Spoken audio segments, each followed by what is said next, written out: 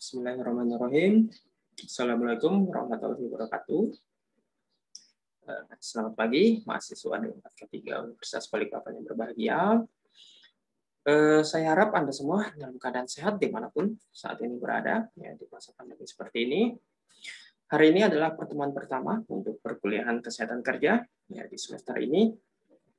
Selamat berjumpa kembali untuk teman-teman mahasiswa yang semester lalu kita pernah bertemu, ya, di mata kuliah Hygiene Industry.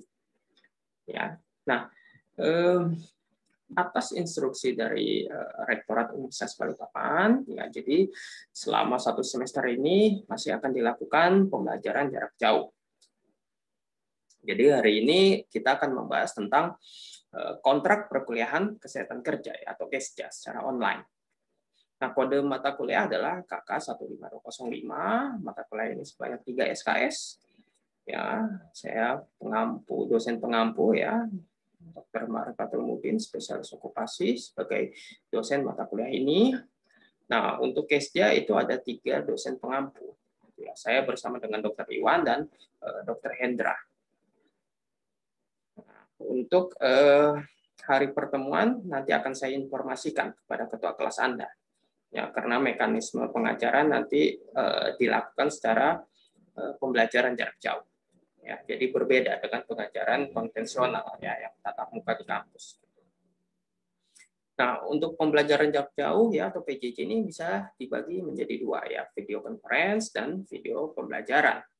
Ya, video conference itu contohnya belajar menggunakan aplikasi Zoom, gitu ya, Perfusion, Google Meet, gitu ya, Cisco Webex, ya. Nah, untuk video conference itu memungkinkan kita antara dosen dengan mahasiswa itu berinteraksi secara live dari jarak jauh. Ya. Sedangkan video pembelajaran ini contohnya adalah menggunakan YouTube, gitu ya, Ruang Guru, gitu ya, Coursera, gitu ya. Jadi pada sistem ini tidak akan terjadi interaksi secara langsung, ya, antara dosen dan mahasiswa. Jadi dosen membuat materi terlebih dahulu, membuat rekamannya, kemudian didistribusikan kepada mahasiswa. Ya. Nah, pengalaman saya tahun lalu atau 2 semester lalu, ada beberapa hambatan, ya, dalam mengajar online secara video conference. Ya. Jadi ada kekurangan dalam pemilihan teknologi.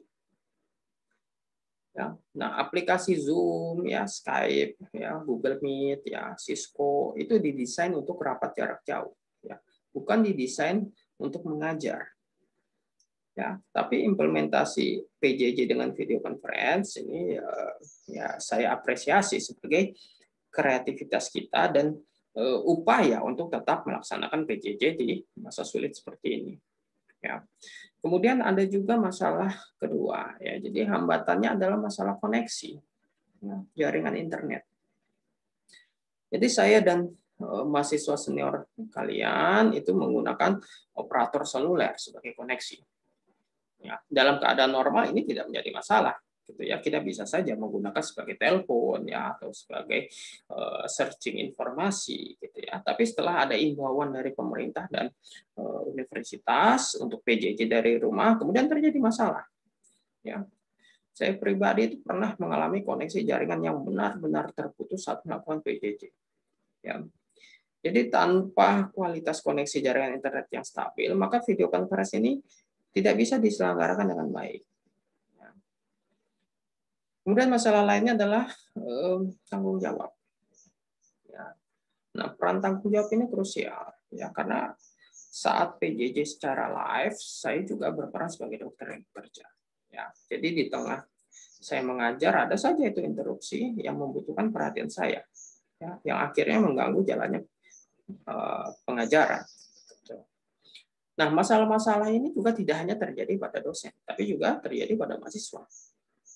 Ya, tidak semua mahasiswa itu berada di lokasi yang kualitas koneksi jaringannya stabil. Ya. Kalau PJJ kan di rumah, dimanapun Anda berada. Gitu kan. Kita tidak tahu zonasinya. Ya. Kemudian mahasiswa itu juga mempunyai peran di rumah. Ya, jadi tidak hanya sebagai mahasiswa, tapi juga mempunyai tanggung jawab sebagai anak, ya kakak, adik, atau cucu di rumah, gitu ya. Jadi bisa saja di tengah pelajaran, mahasiswa ini diminta orang tua untuk melakukan sesuatu yang penting. Nah, hal ini kan akan menjadi disrupsi dan memotong akses mahasiswa terhadap materi yang saya sampaikan. Ya, dan sayangnya adalah mahasiswa tidak mempunyai kesempatan untuk mengulang materi yang sudah terlewat. Ya, nah hal ini yang membuat saya lebih memilih untuk melakukan PJJ dengan cara video pembelajaran. Ya, jadi kalian bisa melakukan PJJ dari mana saja ya, dan kapan saja. Ya, kita hanya menyepakati waktu ya untuk absensi tiap mata kuliah di e-learning Uniba. Ya, ini sudah dilakukan pada semester lalu. Ya, ya tentu ada kelebihan dan kekurangan. Ya, tapi saat pandemi seperti ini, sistem seperti ini yang paling baik kita lakukan.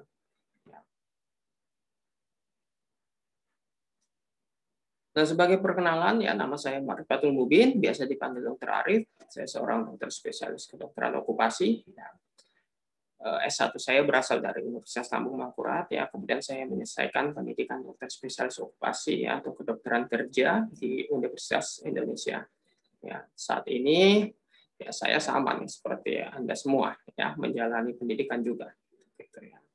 Saya sedang melaksanakan pendidikan S2. Nah, ini beberapa pelatihan yang pernah saya jalan, ya, di luar dari pelatihan medis yang memang major saya harus ikuti. Nah, saya hanya ingin menyampaikan bahwa dunia kerja saat ini itu membutuhkan bukti ketika menanyakan keahlian yang dimiliki.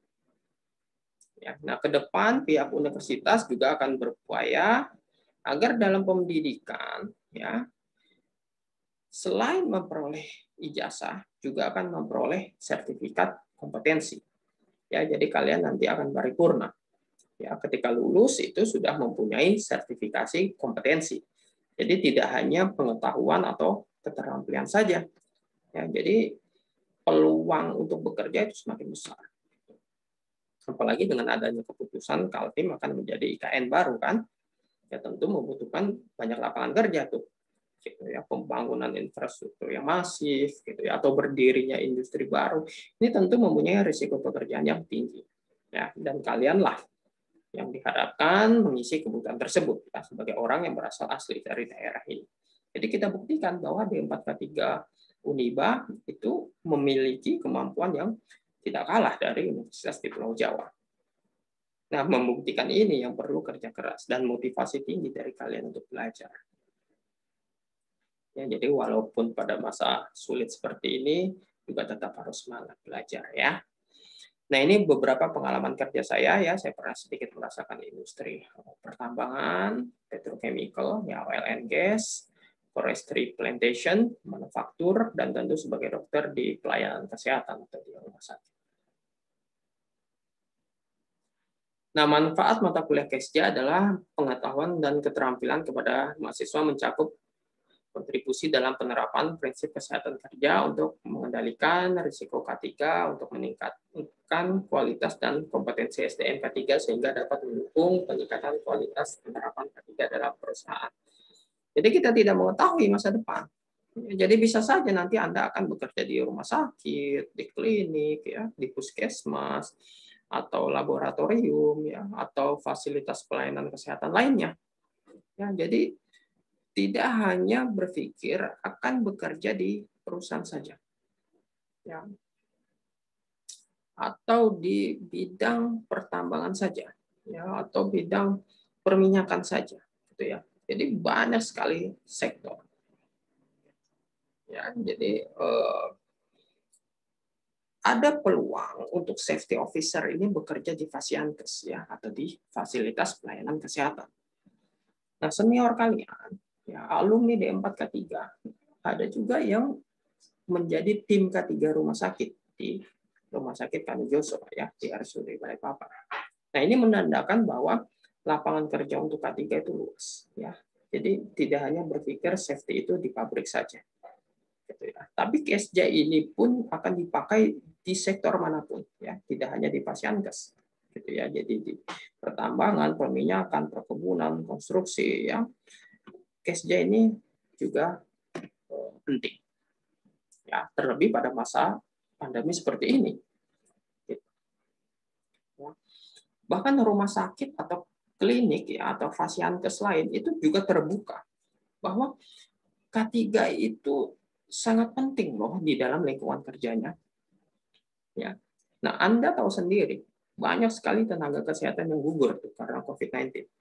Nah, penyebab utamanya karena tidak ada perlindungan yang memadai untuk tenaga kesehatan. Ya, nah, dokter, perawat, bidan, gitu ya, dan lain-lain itu tugasnya memang menolong orang agar kembali sehat. Ya, tapi bukan berarti mereka kebal dengan penyakit. Ya, bisa sakit juga.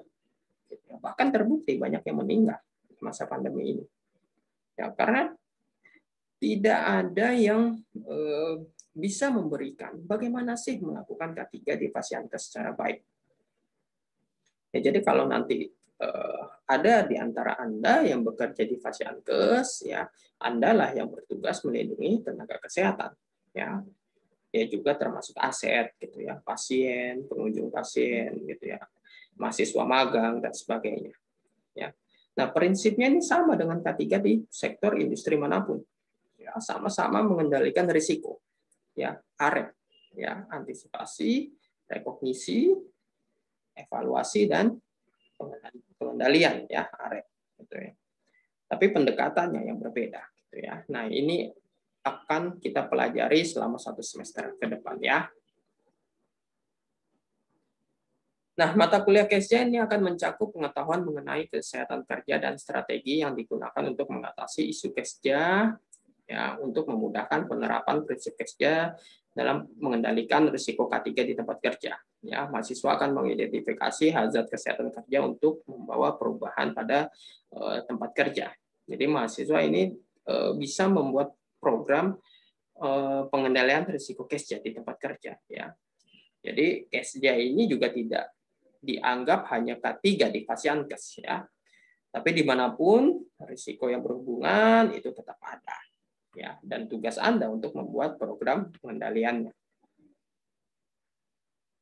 Nah, ini materi perkuliahan selama 1 semester. Ya, kita akan mempelajari tentang psikologi industri, HIV dan AIDS, ya, health risk assessment, ya, HRA, promosi kesehatan, gizi kerja, housekeeping di tempat kerja, keamanan pangan, personal health, toksikologi industri, fit to work, ya. Dan ada materi suplemen yang akan saya berikan melihat situasi saat ini, ya, yaitu adaptasi kebiasaan baru di tempat kerja dan strategi bagi pekerja dalam pencegahan COVID-19. Ya. Nah, strategi perkuliahan adalah pembelajaran orang dewasa, yaitu bebas, bertanggung jawab, dan dapat dipercaya. Ya, Anda sudah melewati 1 semester ya sebagai mahasiswa. Ya, jadi sudah cukup untuk mengetahui dan adaptasi dunia perkuliahan itu seperti apa ya. Jadi kalian bukan lagi siswa ya atau pelajar ya, tapi sudah pada level mahasiswa. Ya, jadi secara umum bedanya mahasiswa ini dituntut lebih untuk belajar mandiri. Ya. Tidak seperti siswa ya yang masih harus selalu menunggu instruksi gitu ya dari gurunya gitu ya. Jadi mahasiswa ini orang yang bebas tapi tetap beretika dan bertanggung jawab atas tindakannya. Jadi mahasiswa ini tidak hanya berpikir dangkal ya akan permasalahan yang dihadapinya, ya, tapi juga berpikir agar setiap tindakan yang dilakukan ini berbuah hasil ya dan tidak sia-sia ya, apalagi sampai mencelakakan dirinya. Nah, metode perkuliahan PJJ ini akan menggunakan strategi instruksional ya berupa ceramah, tugas dan evaluasi yang alokasi waktunya ini menurut tatap muka. Ya. Jadi metode perkuliahan ini melalui jarak jauh melalui aplikasi e-learning Uniba dengan komunikasi melalui WA, Zoom, Talkvision dan YouTube ya. Nah, tadi di pembukaan saya sampaikan kita akan banyak melakukan video pembelajaran dibandingkan video conference. Ya. Jadi saya akan banyak memberikan video terkait materi yang bisa Anda lihat di YouTube. Ya, jadi silahkan Anda tonton dimanapun, gitu ya, kapanpun, gitu ya, tidak terbatas ruang dan waktu untuk sistem daring seperti ini. Nah, untuk tugas ada yang khusus di mata kuliah saya. Jadi Anda diminta membuat channel YouTube. Ya. Channel YouTube nanti digunakan untuk penilaian tugas video safety induction ya, dan tugas lainnya. Nah, channel YouTube pribadi boleh juga gitu ya, channel YouTube lama kalian boleh juga gitu ya. Atau semester lalu gitu ya, di kelas HI ya, saya pernah juga memberikan tugas kepada mahasiswa saya, silahkan dilanjutkan gitu ya. Jadi biar tetap lestari gitu ya, ada kontennya terus gitu ya. Jadi sebenarnya era kalian ini adalah era yang memudahkan untuk edukasi. Ya. Jadi Anda bisa membuat konten-konten yang menarik ya, atau materi-materi yang Anda kuasai ya, seperti bidang K3. Ya, jadi Anda bisa membuat video apa saja ya yang berkaitan ilmu K3. Ya, jadi orang lain itu bisa timbul kesadaran akan K3. Ya. Nah, saya juga akan posting video untuk setiap materi di channel YouTube saya ya. Jadi nanti untuk penjelasan topik materi akan saya kirim dengan 2 cara. Ya, yang pertama melalui WA. Ya, jadi saya akan kirimkan rekaman suara saya per topik perkuliahan kepada ketua kelas. Nanti ketua kelas akan menyebarkan kepada anggota kelas ya. Ya, jadi Anda mendengarkan rekaman penjelasan saya ya, bersama file PowerPoint yang nanti bisa Anda unduh di e-learning Uniba. Ya, nah ini untuk mengakomodir kepada mahasiswa menghemat kuota. Ya. Nah, cara kedua adalah mendengar dan melihat penjelasan setiap topik perkuliahan melalui YouTube. Ya. Nanti linknya akan saya berikan kepada ketua kelas ya. Kemudian disebarkan hanya kepada anggota kelasnya. Nah, cara ini untuk mengakomodir mahasiswa yang ingin melihat penjelasan, tidak sekedar dari mendengar, ya, dari audio saja, tapi juga melihat, ya. Karena memang setiap orang ini akan memiliki cara dan metode belajarnya sendiri-sendiri.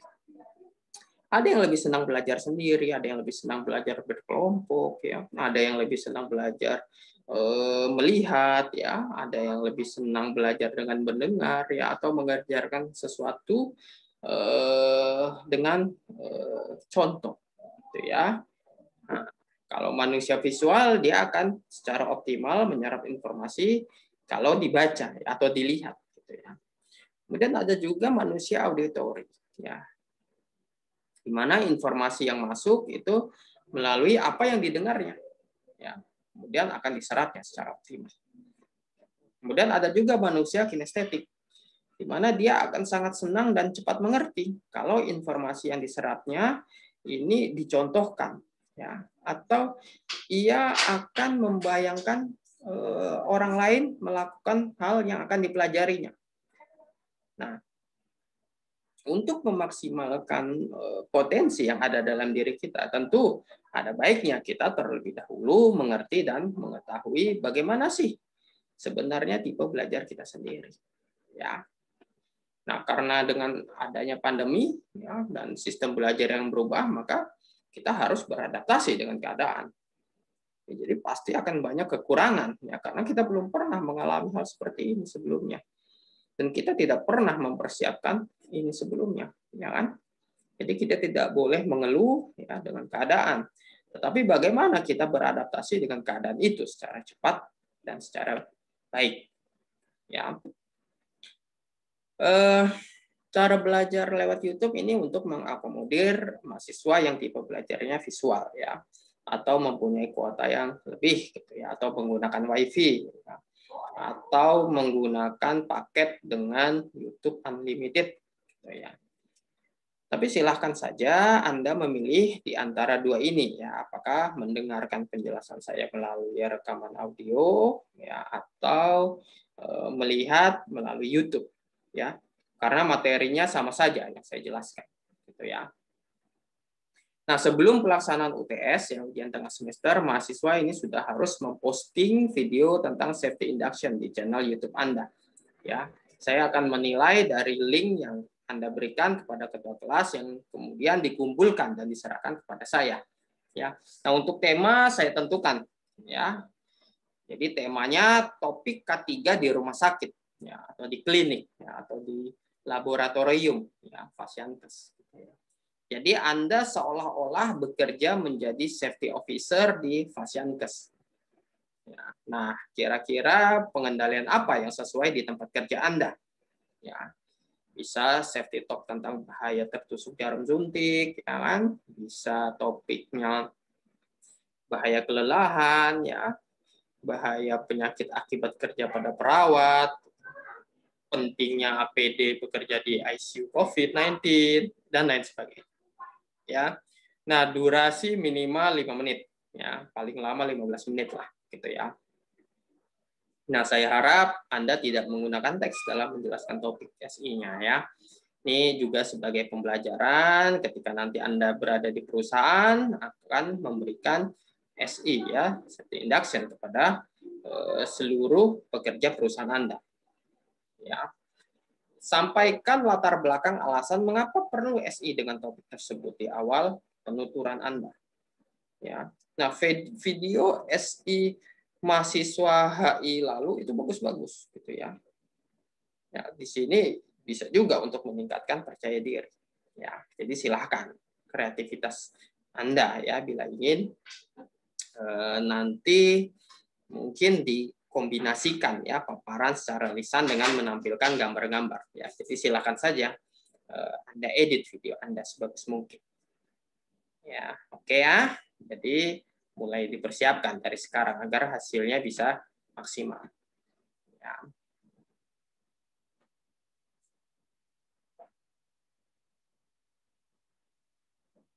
Nah, ini kriteria penilaian, ya.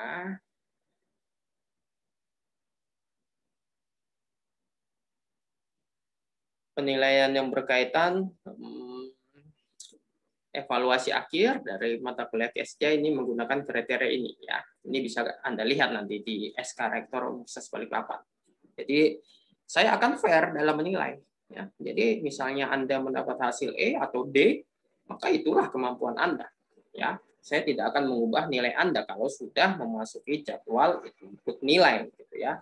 Begitupun sebaliknya, ya. Saya tidak akan mengurangi nilai Anda, ya, kalau memang nilai Anda di atas rata-rata. Jadi sesuaikan saja, ya, berikan kemampuan terbaik Anda. Nah, ini pembobotan nilai mata kuliah KESJA, ya. Jadi bisa dilihat persentase bobot UAS ini yang paling besar, ya. Jadi jangan protes ke saya kalau nanti tidak lulus, ya, walaupun merasa selalu hadir, ya, selalu mengerjakan tugas yang diberikan, gitu. Itu silahkan protes ke diri Anda sendiri, mengapa Anda tidak maksimal di UAS atau di UTS, ya. Nah, saya membuka diri bila ada mahasiswa yang merasa nilainya kurang dan ingin memperbaiki itu dengan cara meminta tugas tambahan, ya. Tapi yang perlu diingat adalah hal tersebut itu nanti dilakukan sebelum deadline masa input nilai, ya. Karena saya juga perlu waktu untuk menilai tugas Anda, ya. Dan satu lagi yang menjadi catatan dan perlu Anda ingat adalah nilai yang bisa ditingkatkan hanya dari persentase tugas yang 20% ini, ya. Jadi untuk UTS, UAS dan kehadiran itu udah tidak bisa lagi di-upgrade, ya, karena apa adanya. Nah, jadi masih ada kemungkinan Anda tetap tidak lulus walaupun sudah mengerjakan tugas tambahan, ya. Nah, untuk absensi di e-learning Uniba itu jangan lupa, ya. Jadwal absensi nanti akan saya berikan. Ya. Nah, absensi itu bisa dilakukan dari pukul 00 sampai pukul 23.00, ya. Sesuai dengan waktu Anda, ya, di hari yang ditentukan. Ya, di hari yang ditentukan. Ya, 1 hari penuh, gitu ya. Jadi jangan lupa. Nah, ini referensi yang bisa Anda gunakan, ya. Silakan Anda cari, ya. Ya, di samping itu silakan Anda menggunakan referensi online, ya, seperti Google Scholar, ya, Google Cendekia, ya, sebagai referensi. Ya, silahkan menggunakan jurnal-jurnal terbaru dari sana, ya. Nah, saya menyayangkan kalau masih ada mahasiswa Uniba yang menggunakan referensi itu dari Blogspot, ya, dari Wikipedia, gitu ya, atau dari pendapat orang yang tidak bisa dipastikan pertanggungjawabannya, gitu ya. Anda masyarakat ilmiah ya, sehingga pendekatan pola pikirnya juga harus secara ilmiah ya. Nah, demikian yang bisa saya sampaikan ya pada pertemuan kontrak perkuliahan mata kuliah Kesja. Ya, terima kasih atas perhatian mahasiswa sekalian. Saya bisa dihubungi melalui WA oleh ketua kelas ya. Silahkan bertanya melalui ketua kelas. Nanti ketua kelas bisa mengumpulkan pertanyaan kemudian menyampaikan kepada saya. Ya, saya akan menjawab pertanyaan dari ketua kelas ya. Ini dimaksudkan untuk memudahkan koordinasi antar kalian ya. Juga agar pertanyaan yang sama itu tidak akan terulang ya, karena ketua kelas sudah mengetahui informasinya dan lebih menjangkau luas gitu ya dibandingkan hanya langsung saya dan penanya gitu ya. Tapi untuk pertanyaan yang sifatnya pribadi silahkan langsung WA saya ya. Nah, untuk senior yang mengulang mata kuliah silahkan masuk grup WA ya biar tidak ketinggalan informasi. Nah, ini email saya untuk bertanya mengenai pelajaran ya, atau mengirimkan tugas. Ya, saya berusaha untuk membalas sesegera mungkin ya, tapi saya minta pengertian apabila saya membutuhkan waktu untuk membalas email dan WA karena kesibukan saya ya. Saya mohon maaf bila masih ada kekurangan dalam sistem pelajaran jarak jauh saat ini. Kita sama-sama tahu bahwa belum saatnya kita kembali ke sistem tatap muka seperti dulu ya. Kita pun tidak mungkin menunggu sampai dibukanya fase pendidikan ya, oleh pemerintah ya. Jadi nikmati saja ya, sistem seperti ini. Pasti banyak kurangnya ya karena kita sama-sama belum terbiasa.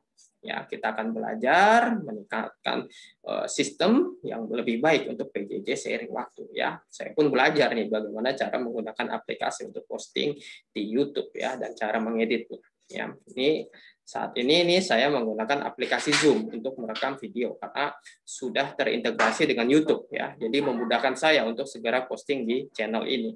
Ya, silakan beri masukan aplikasi apa yang bagus untuk merekam materi pengajaran dan mengeditnya. Oke, sekali lagi terima kasih atas perhatian Anda sampai di akhir materi ini. Tetap sehat, ya, tetap semangat di masa pandemi. Sampai jumpa di pertemuan berikutnya. Ya, wabillahi taufiq wal hidayah. Wassalamualaikum warahmatullahi wabarakatuh.